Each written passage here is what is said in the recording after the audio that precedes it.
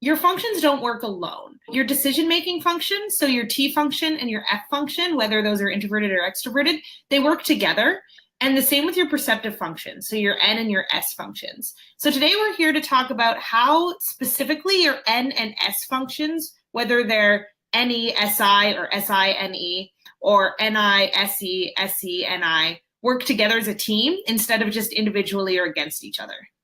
Basically, the way this works is if you're in any dominant type, so that's ENFP or ENTP, then your inferior function is introverted sensing or SI.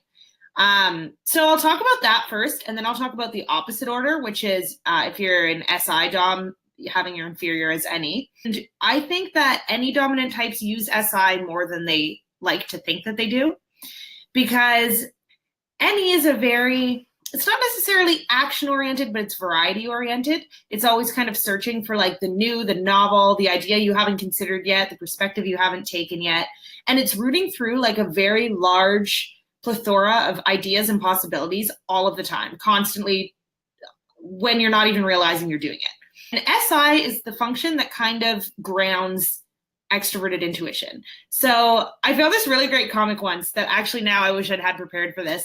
But it was not at all type related, but it was just this comic of like this little character like floating through this infinite sea of possibilities and opportunities. And all the things were like a new thing, a new thing, a new thing. And then it finds this one thing and it's labeled the same exact thing you always do. And it just goes and gives it a huge hug. And it's like, I picked this thing. And like, that's kind of what having NE in conjunction with SI is. SI is that thing that grounds you within the sea of like infinite possibilities and adventures and ideas. It's the thing you keep returning to. That kind of makes you feel like you have solid ground amidst this sea of opportunities and adventures and possibilities. SI is what sticks.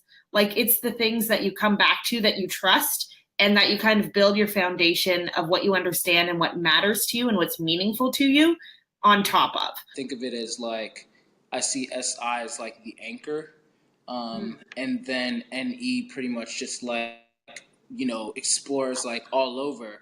But it needs to have that anchor to, always come back home to pretty much.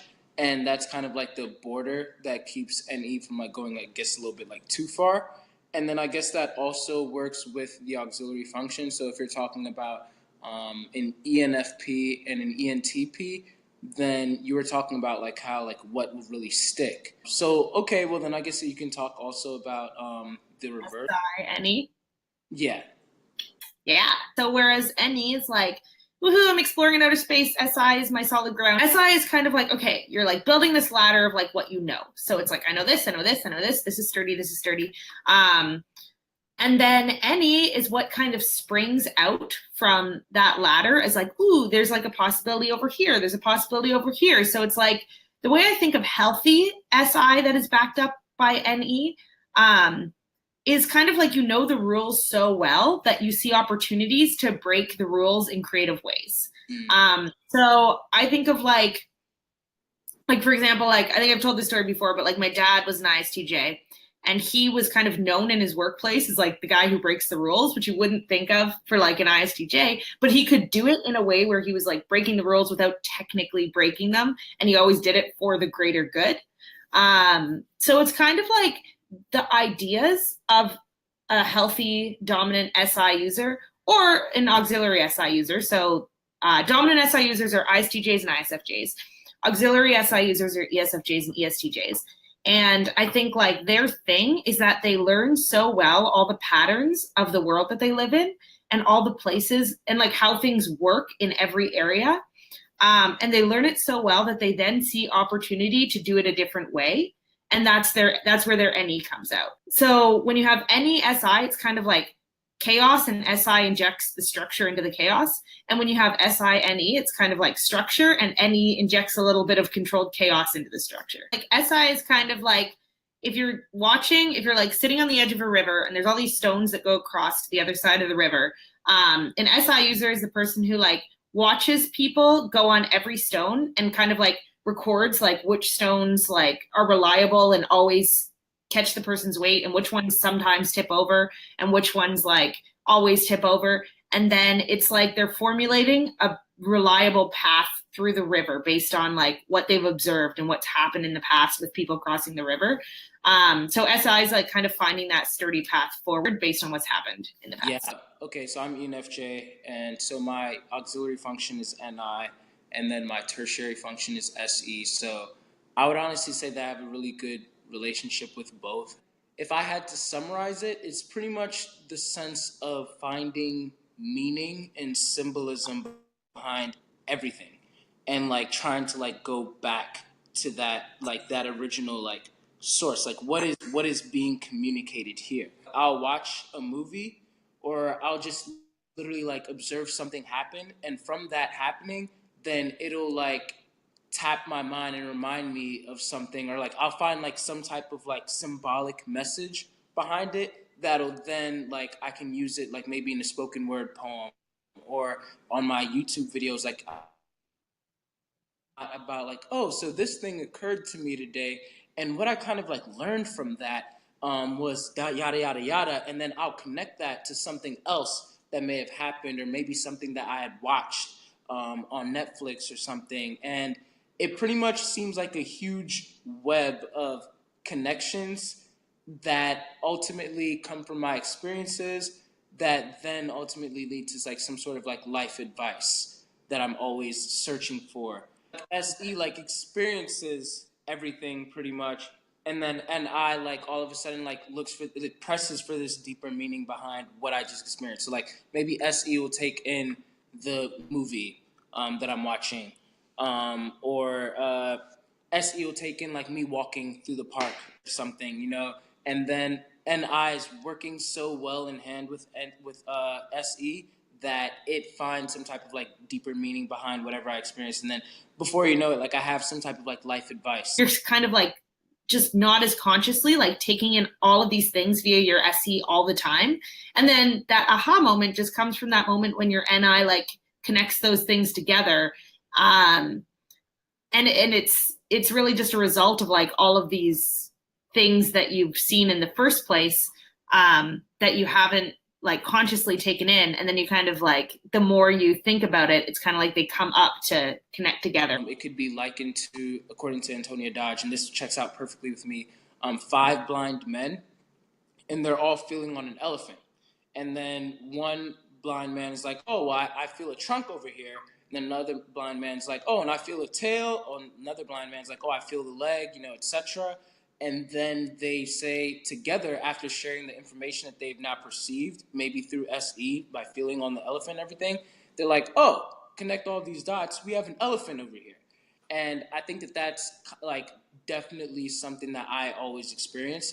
Usually when my blind men get to like speak to each other, it's usually like when I'm in tranquility, like when I'm like walking through the park like by myself, or like when I'm like taking a shower and I just have time alone to be able to allow those blind men to communicate with each other. It's like, oh shoot, I think I know what so and so is trying to communicate, or oh wait, I think I just figured out that problem. Like epiphanies just hit me back and forth, or I find out like a different insight to like share on my YouTube channel. Like, oh, this just came to mind. Like, and I was just thinking about this, or you know, whatever the case may be with that.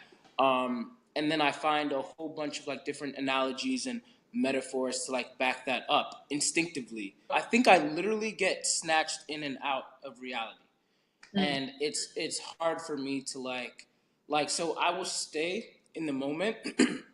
I'll try to at least, and then something can like trigger a domino, and before you know it, my mind went and it like connected like all of these different things, and then I zoomed back into the conversation. And I guess being FE dominant is really good because I'm still nodding my head and everything as if I've been paying attention the whole time.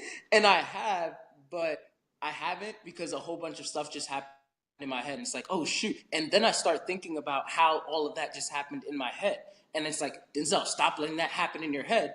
But then all of a sudden in doing that, I've allowed it to happen again because I'm continuously going into this metacognitive state.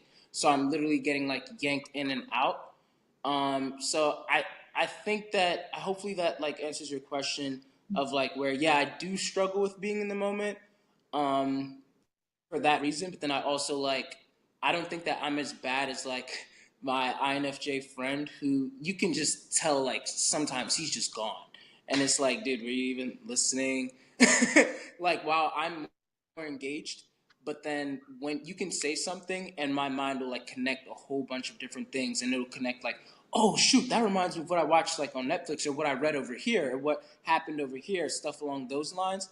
And that'll help me like, bring up even more things in conversation. Jamila is an ISFP, my girlfriend. She knows just about as much of MBTI as I do. And Everyone give a big welcome to Jamila. Thank you. Okay, well, I am definitely always in the moment, and I am an artist. I make my music and everything, and I've recently taken up drawing and painting and photography and graphic design, but my main thing is singing and writing music, and I oftentimes use what I see in the real world, like how Denzel will create videos after he gets like this revelation. I kind of just channel my revelation through my songwritings and everything. So like one of my most recent songs that I feel like came together, I was just like looking at the moon, and I just started thinking of lyrics that's like, if I could grab the moon for you and hold it in your hand, you'd see your heart just like I do. It glows in the darkest lands. And so basically then that song is just about people who feel like, they aren't significant or like they aren't as great as they are, but it's like, no, I see how bright you are, like how bright you shine. So I'll take different things like that I see. Yeah, and it's not necessarily that I think about it really hard. I'm just like, oh, I can relate that to this, or I can relate to this, and then oh, that'd be a cool song concept. So yeah, thank you. yeah. Thank you. Sarah Dunn again asks, I think any off track is like following a breadcrumb trail of possibilities. I totally relate to that. And NI is more about sifting through a filter to understand the moment. Not sure if this is the case. Would love to hear your thoughts. What do you think of that? Yeah, I think that is. And maybe even if not in the moment, then later on. Because I will be going to bed reflecting on like a conversation or something that may have occurred or something that I may have watched. And then out of nowhere, I'm like, oh shoot, I think that's what that is. And oftentimes, that's probably not even what the original artist intended. But I had my own deeper meaning behind it. And it makes sense. Like, it checks out. Like I could literally see the artist coming in and be like, oh, that's not what I was thinking. But yeah, sure. Like, it works for me, And I think that's kind of like how I am too. So yeah, even if it's not like in that moment, although I always am like kind of like looking for something like in that moment, it's hard to turn it off to like oh, what is really being said around here, what is really like what is going on behind the curtain, what's going on in that person's mind as they're saying this, like, or how could I even like use this to like gear this, where is this conversation going, things along those lines. My mind is always running on that based off of like what's being said or what's being presented before me, because I know like how this domino connects to that domino that connects to that domino and everything. Then I kind of like know how to set things up in certain ways for like certain things to happen in a way. And I guess that like comes from like receiving a lot. And then I also know that like having SE as a tertiary function, SE really pushes me to jump into action a lot more. Cool. So I hope that gives you guys like kind of an overview of your perceptive function axes, whatever it is. Great rest of your week. Yeah. And think about how your perceptive functions are working together, because they are. Yeah, leave questions in comments. Yeah. All right. Bye, guys.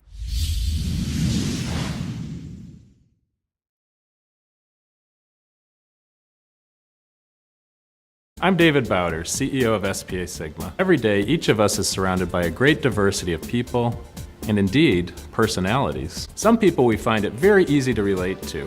Others, not so much so. Our program exists to help you make sense of your own personality, as well as the diverse personalities around you, to help you improve both your personal and professional lives. Shakespeare said, "To thine own self be true." We'll teach you to understand how to reach the diverse personalities around you, to communicate with them in a way that integrates who you are with who they are. So enough talk about all this. Welcome to SPA Sigma's Personality Quotient PQ program. Enjoy the journey.